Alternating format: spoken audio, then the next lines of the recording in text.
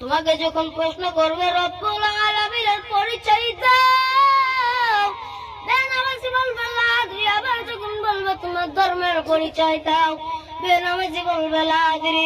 আবার যখন বলবে তোমার নবীর পরিচয় দাও, তখন বেনামাজি বলবে লা আদরি লা আদরি লা আদরি, আমি কিছুই জানি না।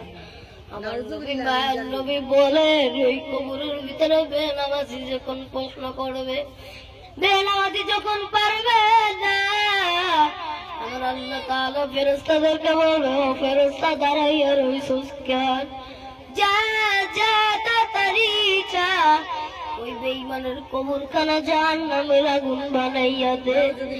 ওই বেঈমানের কবরের ভিতরে তোরা জাহান্নামের আগুন সৃষ্টি কইরা দে।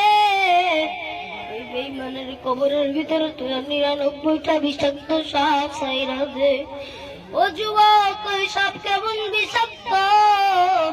ওই সাপের বিষ, একটা বিষ, এক ফোঁটা বিষ যদি পৃথিবীতে ছাড়তো, পৃথিবীর যত গাছপালা দেখতে আসো সব কিছু পুরে সরকার হয়ে যেত রে বান্দা।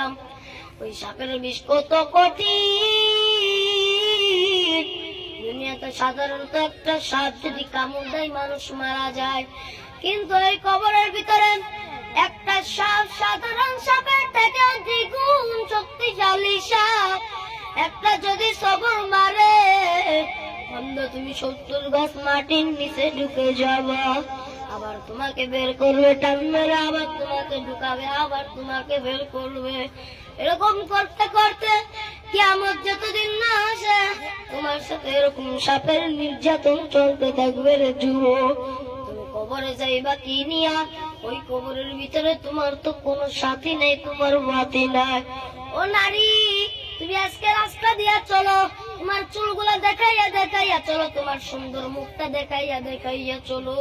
এই মুখ দেখাইয়া দেখাইয়া আর কয়দিন চলবা? এই চুল দেখাইয়া দেখাইয়া আর কয়দিন চলবা রে যুবক?